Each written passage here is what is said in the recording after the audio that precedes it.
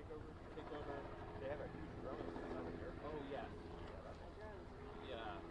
FPL1. It's really not big.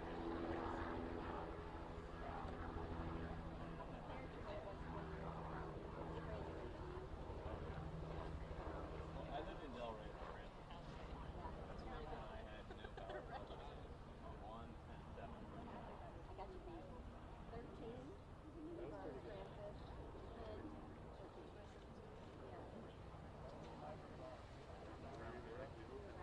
You had a Wellington point, North River. I don't know. I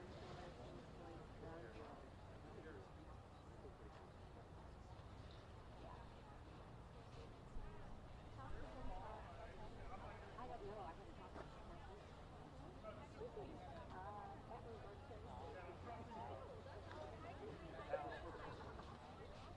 Her neighbor was looking at me. I haven't heard from her. But Aunt's okay.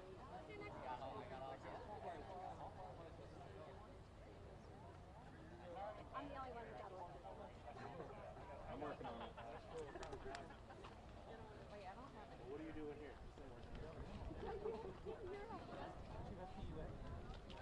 I'm just north of her. Oh, it's fine.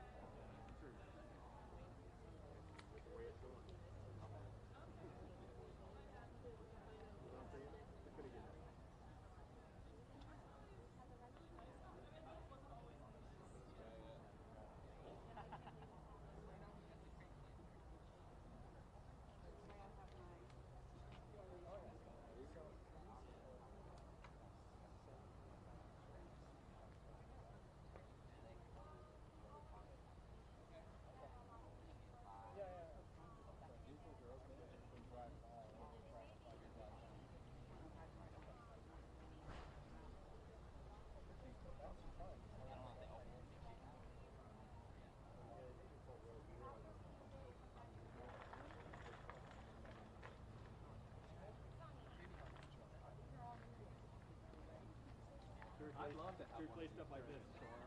This would be ideal. Like I could just take that. I'm not really doing anything. Everyone get out of my way. Trying to get to like the next spot.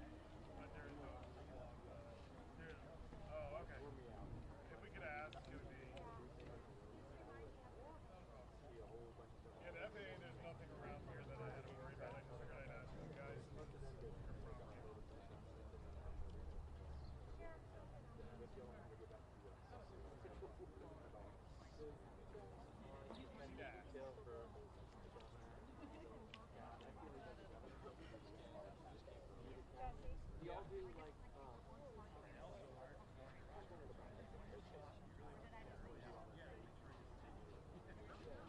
and you just walk to the 50 with them, or do you go with them? Those guys are assigned to it? Yeah. They have one guy that's like vertically driving the side.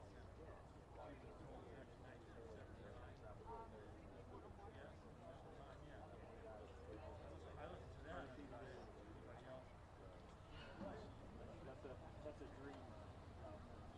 Is it? Yeah. Plus, it's probably very few skirmishes. When you go to practice,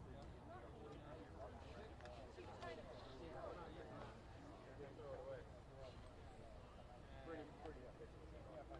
When I was in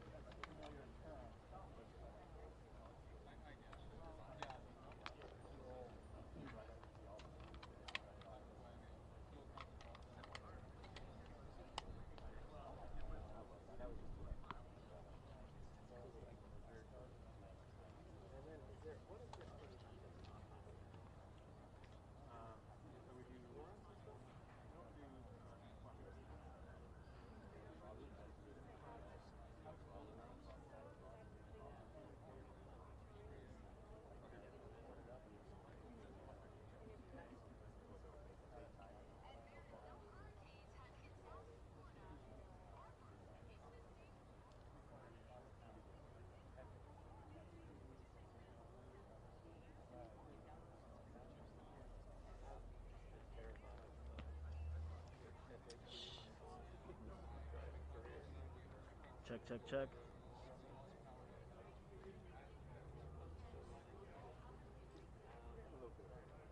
you remember those Fox Body Mustangs? That was a terrifying sight.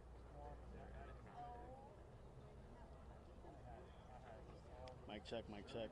Check, check, check. Mic check, mic check. 1, 2, 3. Mic check, 1, 2, 3. Mic check, 1, 2, 3.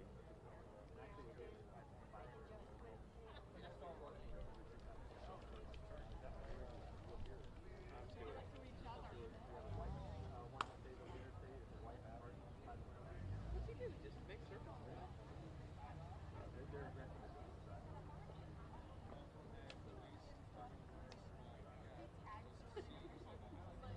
I call it in sometimes because once my daughters started driving, I'm like a rainfall. I haven't sped. Actually, probably haven't actually sped in 15 years.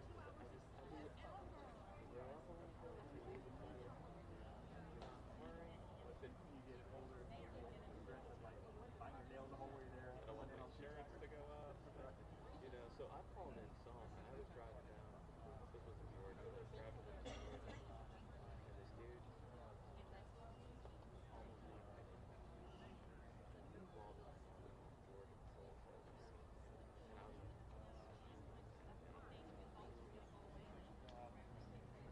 we passed an intersection, and I was kind of tailing him a little bit, just plenty of distance, but I was just kind of keeping an eye on him. All of a sudden, Sheriff FHP Tahoe,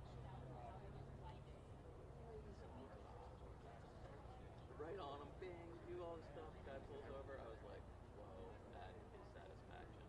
That's like, because you can hurt somebody. It's good to actually do it. Yeah. And the other thing that drives me nuts is so many people texting, driving, swerving.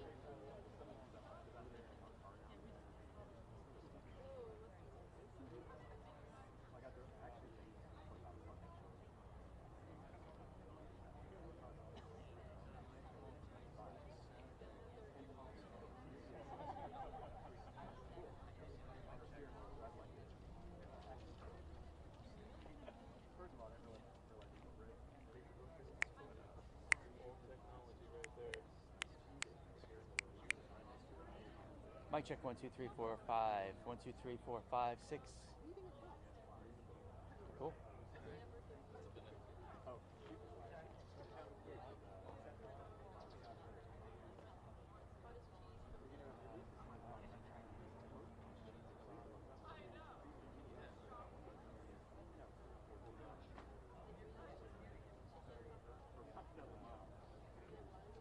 Yeah, I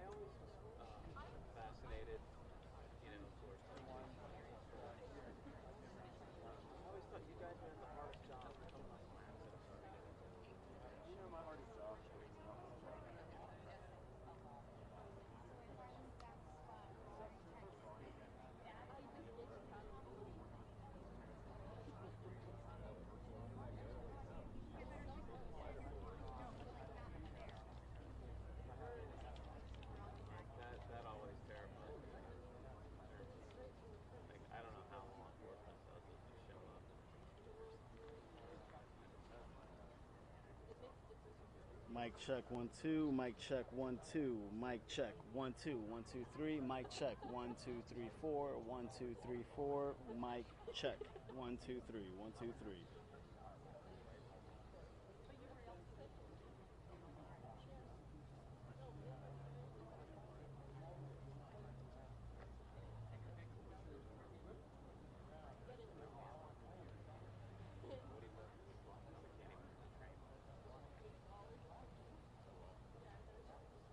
Where in Broward are you? I'm right at I live right at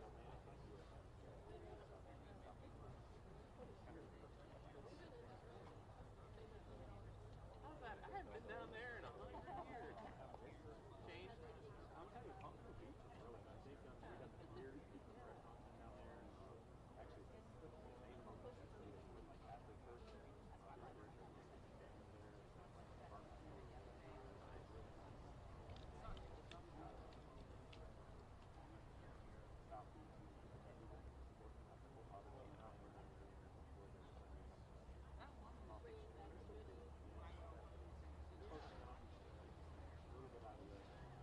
Yeah, it was like all Canadians when I was a kid. I grew up in Boca, just north of there.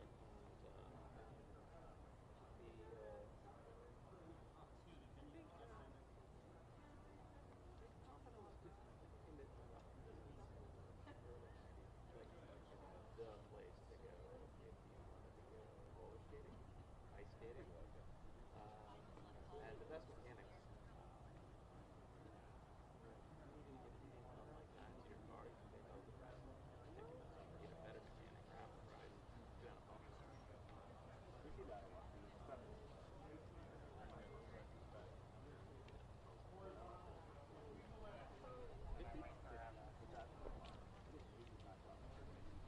For haircut?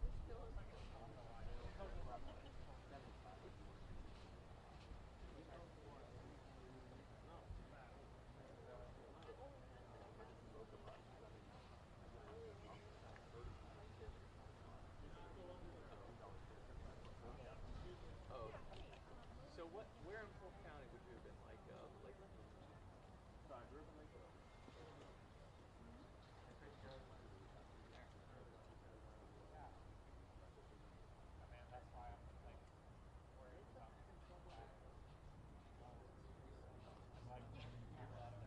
Any more than other cities, or that one? I feel like that one got hit a little harder.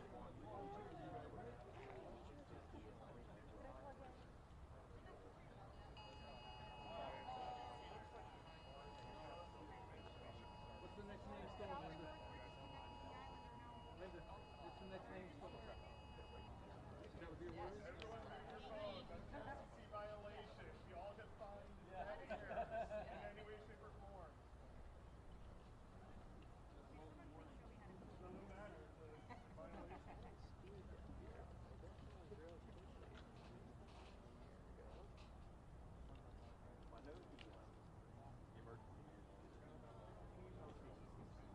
I know the emergency. Somebody.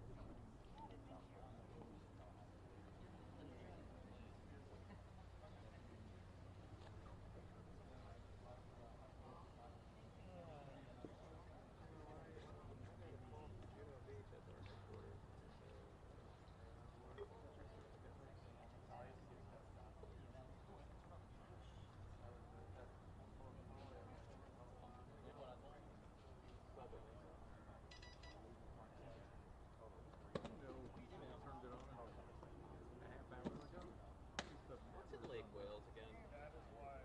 Rock Tower? Yes. That's only 40 inches, I think. They have Weber. Well, Weber's that's All the wireless. yes. Wireless things. No, that's that. That one. Oh, is there really? I went hardcore.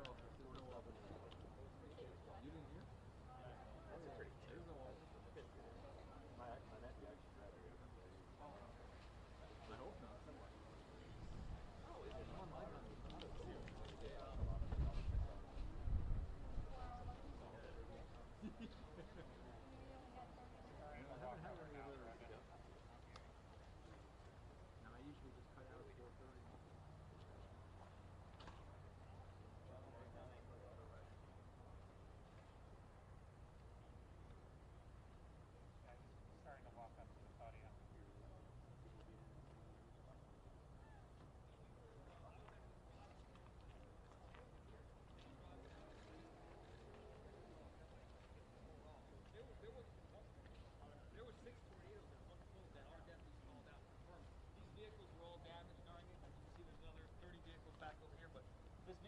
shot. See all the busted glass?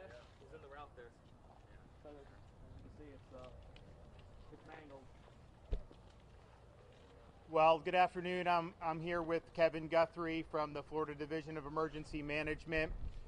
We obviously we were tracking this storm for a while now, and as it even before it got on shore, was spinning off some of these major tornadoes. I think there was probably more tornado watches on this storm than anyone I can remember. You see a little bit of the damage here. Then, of course, down the road in the country club, what are you up to? You have 5 confirmed fatalities? We have 5 fatalities. So, this is really just, and it's a tragic thing because it's not like, oh, they should have evacuated. What do you do when you have a tornado? You kind of duck and cover. It happens so quickly. Those things are really, really strong and powerful. And so we're surveying some of the damage that was done on the east coast of Florida, and then now in the process of assessing some of the damage throughout the state from the storm surge on the west coast, some of the wind damage that you saw go across the Florida peninsula. As of this morning, we've had, I know the state has been involved in definitely dozens of rescues. I know our local partners are doing. We've been supportive of really everywhere around the state, including here, and we'll continue to do that. But my sense is that will stabilize, and we're probably going to be on a pretty good footing there pretty soon if we're not already. As people know, we've had massive power outages, which was expected. I'd say this is probably similar to Hurricanes Irma and Ian in terms of the number of outages. I think we're up to, currently now it's about 3.4 million that are out. I think they've restored about 700,000 since the storm started. So just do the math, you're over 4 million have lost power since the start of this storm.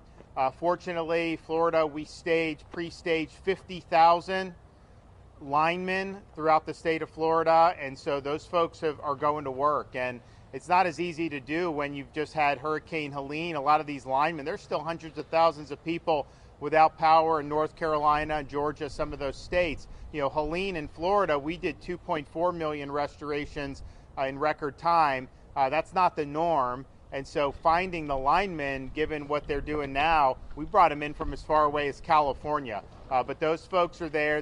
There's assessments being done about what needs to be done. When you have down power lines, that's actually easy for them to do. They just put the pole back up, reconnect it. If their entire system needs a rebuild, that will take a little longer. We don't know that that's the case in many of these spots. I remember in Hurricane Ian, which was stronger than this one, hit Fort Myers Beach, and FPL substation on Fort Myers Beach right there at Ground Zero was fine. They could have had people hooked up to power days later. Just the people's homes couldn't accept it because of the storm surge. So all that is going on, and we're happy to have pre-staged those resources because I think it's really important that we'll be able to do. We're also assessing the need for things like points of distribution. We typically will set up these pods with water, food, tarps, things of that nature. I think we will be doing some pods. A lot of this is based on what the counties ask us for, but I also think you're probably going to see a lot of the stores and gas stations reopen very quickly. At least that's our hope. We're also looking at the damage that was done to the ports in Florida. East Coast, I don't think there was very much, if any. Port of Tampa seems like it's okay. Manatee, that remains to be seen. But bottom line is we got to keep bringing fuel into this state. I know there's a lot on the dockside still that can be brought out. We've got 1.5 million gallons of diesel on hand that we can use for the state and to help replenish. And I think we've got about 1.1 million gallons of regular gasoline just in our arsenal. And then we've also deputized the Florida Highway Patrol to escort the fuel tankers with sirens to be able to get to all the gas stations to get filled. I think you're probably going to be okay on the east coast of Florida. Some of the places in the Tampa Bay area, when there was evacuation, everyone was going to get gas, and some people were filling up additional tanks in addition to what was in their car with the gallon containers or whatever they have, which is fine, but just the demand went through the roof. And so these guys ran out. We had enough fuel in the state. It's just they didn't have the delivery schedule to be able to replenish it immediately, so you had some that went out. So we've been doing this. I think we've done probably about 130 escorts with Florida Highway Patrol bringing this in. We'll continue to do that. So my hope is that there's minimal interruption with fuel on the backside of the storm. We've had a lot of people have been working very hard. I think, as most of you know, we've been doing this now for 2.5 weeks from the time we declared the state of emergency before Hurricane Helene, and then in the aftermath of Helene, and then we work on Helene for a week in terms of the response and the recovery, and then we got to do another state of emergency for Hurricane Milton. And it's just the way you go. So people have been working 24/7, particularly on the west coast of Florida. We got a lot of first responders that have been working really hard. Kevin and his team, all of our state agencies get mobilized when we have these types of events, and they've been working nonstop. So my hat's off to everybody that's worked hard. Unfortunately, we have the fatalities from this tornado here. We don't have confirmed reports of other fatalities throughout the rest of the state, but we may as the day goes on. My sense is that a lot of the people did leave who were in the evacuation zones. I know we had over 80,000 people staying in shelters. You had massive heavy traffic on the interstates over the last several days leading up to the storm, because I think people were deciding, to just get out of Dodge. We also can say that the storm did not produce the worst case scenario in terms of storm surge. If you remember, about 24 hours ago, maybe 36 hours ago, the fear was Category 4, strong 4, going into Tampa Bay, producing about 15 feet of storm surge. That's an area with Pinellas County Peninsula and then the surrounding areas in Hillsborough County that is very low lying, very susceptible to storm surge. That did not end up happening. The storm did weaken before it hit land, and then it did bear further to the east and south of Tampa Bay. So I think a lot of what they had was the wind sucked water out of Tampa Bay. You did have storm surge in Sarasota, Venice, Charlotte Harbor, and all the way down the west coast of Florida, and some significant storm surge, but not to the worst case scenario of what we were looking at. I mean, for example, Helene, we had storm surge in Taylor County up in North Florida that was probably about 20 feet in places like Deacle Beach and Horseshoe Beach. And that is the real deal. I mean, we have examples in American history where you've actually had a lot more than that, 24, 25 feet, Mississippi, Texas, Camille, some of those. But to have 18 to 20, that's a big deal. So doesn't mean there's not going to be a lot of damage. Doesn't mean there's not going to be a lot we're going to have to contend with. But just in terms of what we were prepped for, I think that we probably have an abundance of resources. My sense is we'll probably be able to release a lot of the search and rescue resources that we've had on hand very soon, and then just get back to getting everybody back online with power, making sure the gasoline's flowing and everything. So all in all, everyone's done a good job up to this point. We got a lot more work to do, and I'll let Kevin come in and say a few things. Thank you, Governor. I think in this situation here, where we're at, the strength of what happened here is organically our state mutual aid system.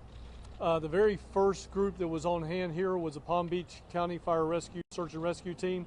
That's not even officially a part of our state 8-team search and rescue team system. Maybe we want to change that in the future and put them on that. But that Type 3 team, which is self-funded 100% by Palm Beach County Fire Rescue, was the first ones in to this situation, followed up by Miami-Dade Task Force 1, and then Ohio and Virginia Task Force. And again, I think that's just the strength of not just the state emergency response team and the state emergency response plan, but also outside states helping states. Some people were a little critical of the governor sending state assets up to North Carolina, but right here when we needed them, we got all those guys back, but immediately Virginia, Ohio, California, and other states from around the country had their assets right here. So, this is one of those examples. The sheriff was telling us about this when we were walking up. He was very grateful for those assets being in here so quickly. But That's the strength of the state emergency response team, the state emergency response plan, and then the greater emergency management assistance compact that we pull from. So we're not going anywhere. We're going to be here. This is the first day of many, many to come, probably over the next couple of years. Again, it's going to take us a long time to get all the recovery done, but we're not going to let bureaucracy get in the way. We're going to get this done quickly as we possibly can. So thank you, Governor, for your leadership. Do you want to maybe just give an update on what we think we're going to get from FEMA for debris removal? Sure. Yeah. So we're going to start getting back in the debris removal business. And, we're going to supplement where we need to supplement. But we had a really good conversation with Administrator Criswell, who is here in Florida and is actually on her way somewhere in this general direction. But she is working with us on how we could ensure that debris gets picked up quickly. How do we, and the right word is not incentivize it, but if you're in the private sector, it would be, how do we incentivize haulers to get stuff picked up faster, bringing in people from around the country to get that done. We're also looking at potentially, again, a mutual aid effort where we may bring in some city and county assets that have the claw trucks and the loader trucks from around the state of Florida and maybe even outside the state of Florida to help us get that stuff picked up. So again, she's very, very helpful on getting those things done, making sure that we got everything that we need. We will be submitting, hopefully by this afternoon, now that we got post-landfall and we got some data, we'll be submitting through the governor's signature a major disaster expedited request so that we could get those federal funds turned on and start looking for reimbursement. But again, we're not going to wait on the feds for reimbursement. We're going to do what we need to do the right thing, get people and Floridians back on their feet. Thank you, sir. Yeah, I mean, so this whole debris, it's just. I mean, you had like in Pinellas, they didn't want to do the debris as fast because they weren't sure about the paperwork and about FEMA reimburse. And it's like, you got to get the debris off. And these storms, because of the way it's done, really incentivizes it to go a lot longer with the debris.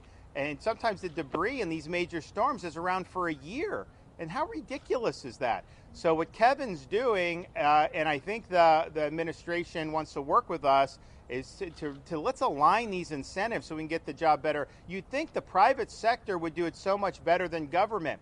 At least that's what I would think. And yet on this debris after Helene, when we saw how much was there and we knew another storm was coming, we got all our Department of Transportation assets from Florida. We were bringing trucks in from all over the state that are doing their normal duties, and we surged them over to the barrier islands off the Gulf Coast of Florida, and we did like 3,000 truckloads of debris, reduced the debris by 50% in 72 hours.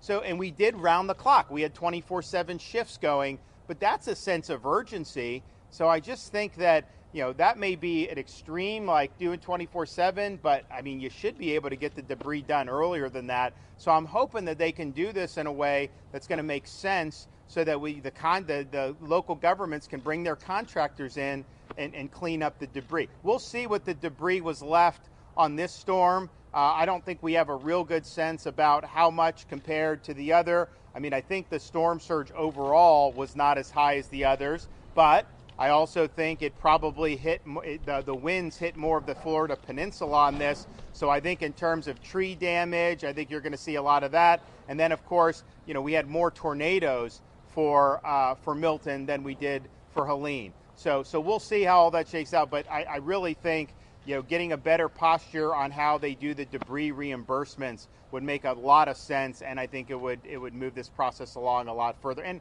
it's also just a morale thing. You get hit with a storm, seeing debris is just a constant reminder that you got hit. When things get picked up, things look nice, people feel a lot better about it. So we got to get that. We got to make sure they get that job done. Okay, do we have any questions?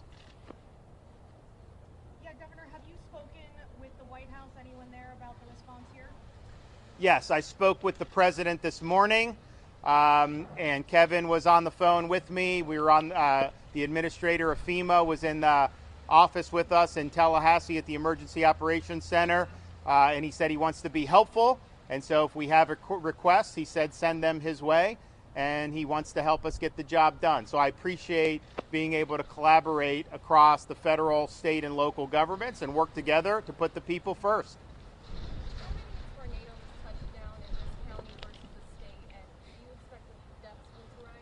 I don't know the answer to that. I mean, I think it's So, you do have these tornadoes, the warnings. How many actually touch down is probably a different one. But I would say what I've seen so far is that St. Lucie had the most tornado damage of anyone I've seen. Is that what your reports? Yeah, and we know that we had over 120 tornado warnings statewide. It's probably going to be higher than that. All of those tornado confirmations come from your local weather forecasting office. So those individuals that come around and confirm all of those tornadoes.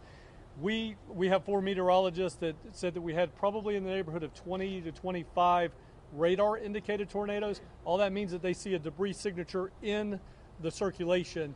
But again, the weather forecasting offices of the National Weather Service will actually verify those tornadoes. Was that in St. Lucie County? Excuse me? Sorry, was that in St. Lucie County alone, the 20 to 25? No. Statewide. Statewide. Yep. Hey, Sheriff Pearson, could you please clarify? I know we've got 4 deaths in the Spanish Lakes area. Where was the 5th death in St. Lucie County? In the same area. As our rescue team is still out there, this is a rescue mission. We're sifting through the debris. They just recently, right before this conference, located another victim, unfortunately. But again, we're going to continue through this. We're so grateful that the governor sent down, this was during the storm, he sent down the National Guard. So while we're all hunkering down, trying to stay safe, these men and women are driving through the storm to get here, and they work throughout the night, and their actions 100% saved lives, saved our lives. Governor, I know before the storm there was a great concern about the debris from Helene.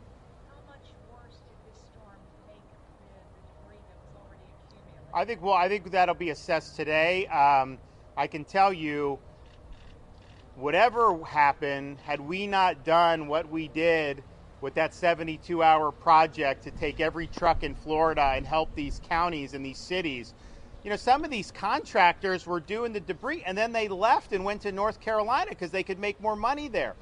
And then others were working like bankers' hours. And I'm just thinking to myself, how the hell is that something that's acceptable?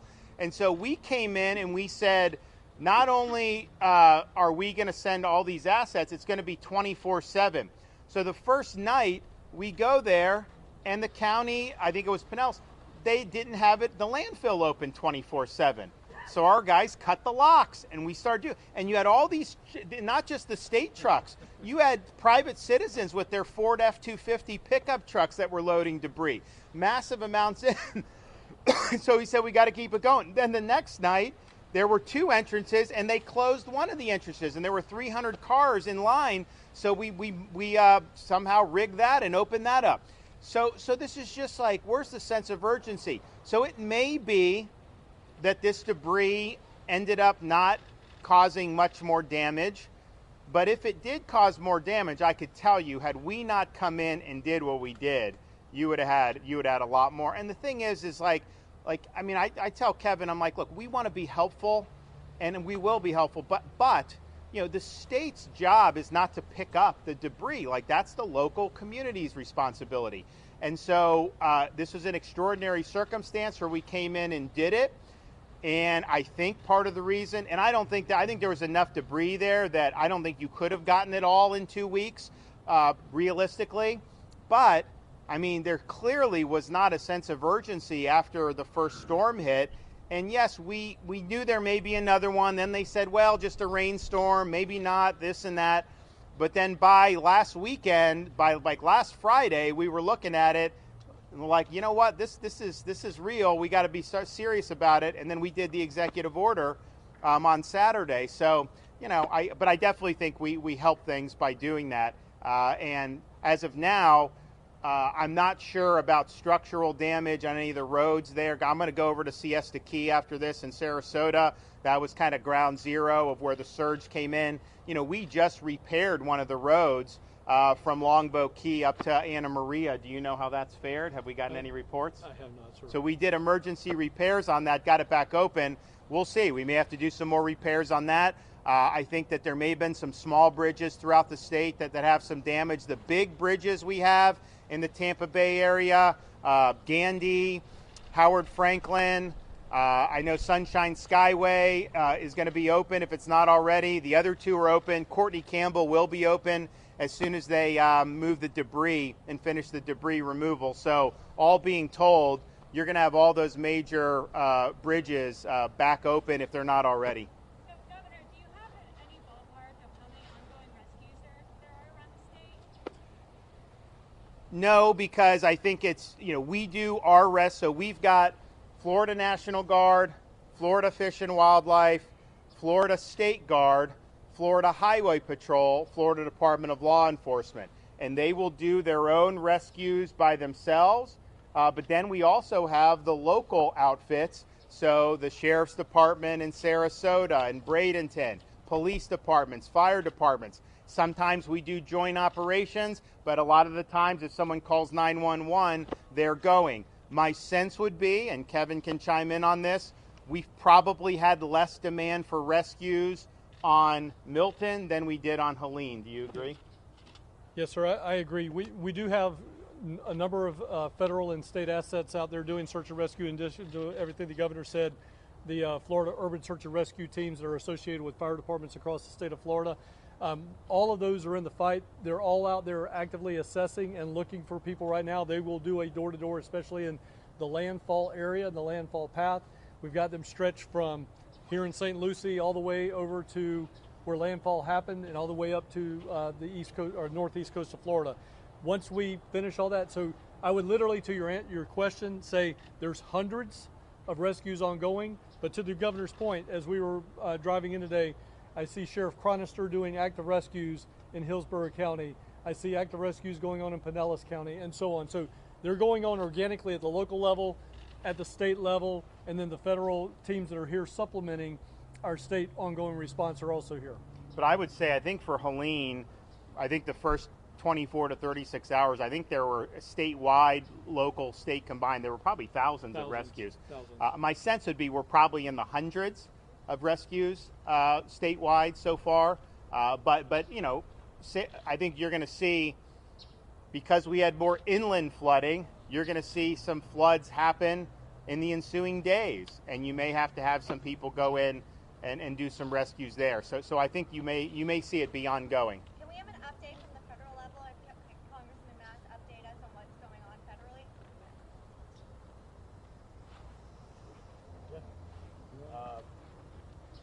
As Governor spoke about, FEMA Administrator Creswell is headed here on the ground. And the only thing I would add to it, Governor's done a fantastic job just being an air traffic control tower for all of this, making sure the old saying, an ounce of prevention is worth a pound of cure.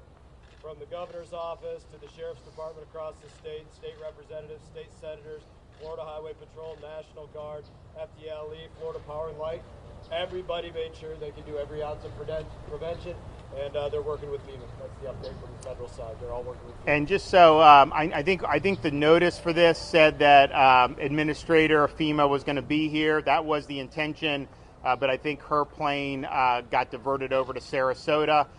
So I think she's going to be at our Sarasota briefing when we do that later today. Yes, sir. What damage have you assessed in western St. Lucie County over by unincorporated farmland? So the unincorporated farmland is agricultural. We haven't had any really reports of structural damages because it's just that, agricultural. Right now we're focusing on rescue missions, and that area is to that half square mile radius there in northern Fort Pierce that we're doing the active rescues in. Everybody else is accounted for, although there's damage throughout the county. The agricultural area, again, is just that, agricultural area. So we'll get to that. We're just prioritizing things right now. It's still an active rescue mission. Darren, to clarify, were the 5 deaths here in St. Lucie all from the tornado? Yes, we're going to attribute those deaths to that specific area that we're doing active rescues in. Again, we're focusing on trying to rescue as many people as we can. With the National Guard, with the SARS teams in here, and the amazing men and women of the Sheriff's Office and Fire Rescue, we were able to get 25 people out of there and get them in a safe area. But again, the work's not over. They worked through this storm. They worked before the storm, during the storm, and they're going to continue to work until we make sure that anybody there that needs to be rescued will be rescued. Obviously, with every hurricane, tornadoes are a concern, but it seems like the story of Hurricane Milton really is all of the tornadoes. Have you ever seen something of this magnitude, just as far as the number of tornadoes and the amount of damage they did? Well, I mean, every hurricane we have a lot of tornadoes spun off. I think we may have had more tornado warnings on this one than the typical hurricane, I would think. But to see what happened here, sadly, that is not something that's uncommon. These tornadoes, I mean, when Mother Nature, I mean, this is just churning. Things churn off these weather systems, and it's just devastating. And so this is unfortunately something that is kind of normal with the big storm. We probably had more warnings than we would with normal storms, but and especially the ones that come across the peninsula like this, you know, you could get it. I mean, you've got east coast of Florida, Palm Beach, St. Lucie, a bunch of stuff happened over here, and you were probably hundreds of miles away from the eye of the storm at the time those tornadoes were spun off. But that is just that is to be expected to a certain extent. It's not due to global warming. Tornadoes? Yeah, the increase in tornadoes in I think you could go back and find tornadoes for all of human history for sure, and especially, you know, Florida.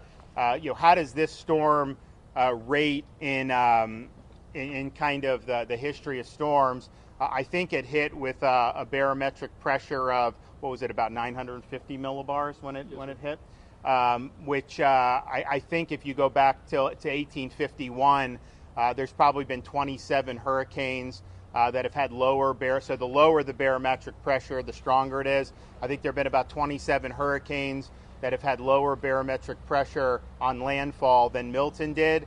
And of those, 17 occurred, I think, prior to 1960. And the most powerful hurricane on record since the 1850s in the state of Florida occurred in the 1930s, the Labor Day hurricane. Barometric pressure on that was 892 millibars. It totally wiped out the Keys. We've never seen anything like it, and that remains head and shoulders above any powerful hurricane that we've ever had in the state of Florida. The most deadly hurricane we've ever had was in 1928. The Okeechobee hurricane killed over 4,000 people. Fortunately, we aren't going to have anything close to that on this hurricane, but even ones like Ian, where you had, wasn't even close to that. So, I just think people should put this in perspective. They try to take different things that happen with tropical weather and act like it's something. There's nothing new under the sun. This is something that the state has dealt with for its entire history, and it's something that we'll continue to deal with. I think what's changed is we've got 23 million people. A storm that hits is likely to hit more people and property than it would have 100 years ago, and so the potential for that damage has grown. But what's also changed is our ability to do the prevention, to pre-stage the assets. I mean, we never did the pre-staging of power assets until I became governor. Now people expect that, but that wasn't what was done in the past. That's why people would be out with power for 3 weeks when we'd have hurricanes. We thought that that's not good. Now we have to pay to get these guys to come in, but my view is the quicker you get everyone hooked up, the better off the economy is going to be anyway. So why don't we just do that? Having the different search and rescue, having a state guard, all these different things are just bringing different tools to the fight, and it allows us to respond more effectively. So if we had the tools that we had in 1928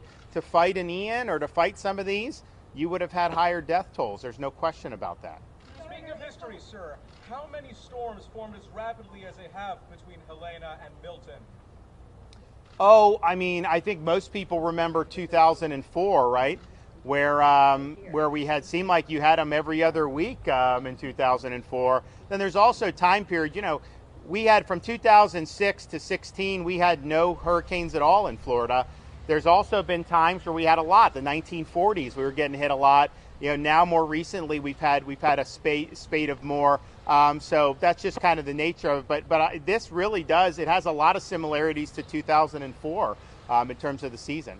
Yeah, Governor. A lot of folks, particularly quite a few who trust you and look to you for information, are possibly engaging in some misinformation about some entity controlling the weather. Can you take this opportunity to denounce that misinformation and set the record straight for folks who believe someone is controlling the weather?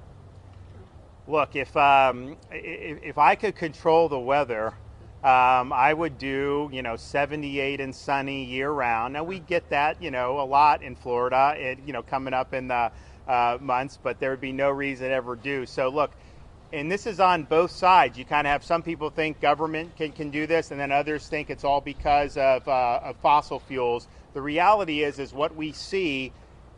There's precedent for all this in history. like it is hurricane season. You are going to have tropical weather. We hope that, a lot of the tropical weather are fish storms out in the Atlantic that never impact us. The reality is anything that gets in the Gulf of Mexico, it's got to hit something. Maybe it hits Mexico, maybe it hits Louisiana, but Florida's one, especially if it's when they bend east. We're the ones that are going to do. So like I said, there's nothing new under the sun. These are natural occurrences.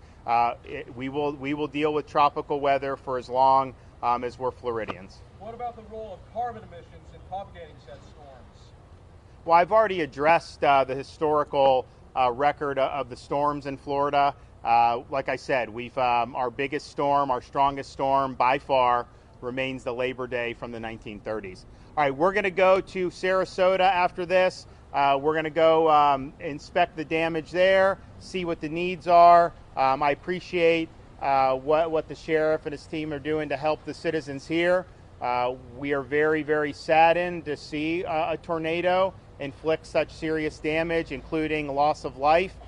These are things that are very, very tough to withstand. You don't get a lot of warning on them, and they're very, very devastating. And tragically, to lose 5 really, really is tough for this community. So our hearts go out to everybody who's been affected by this, and we're happy to have been supportive of the rescue efforts, and we'll continue to be supportive going forward. Sheriff, Thanks. to the left, this way. Sheriff, hey, are there still people unaccounted for?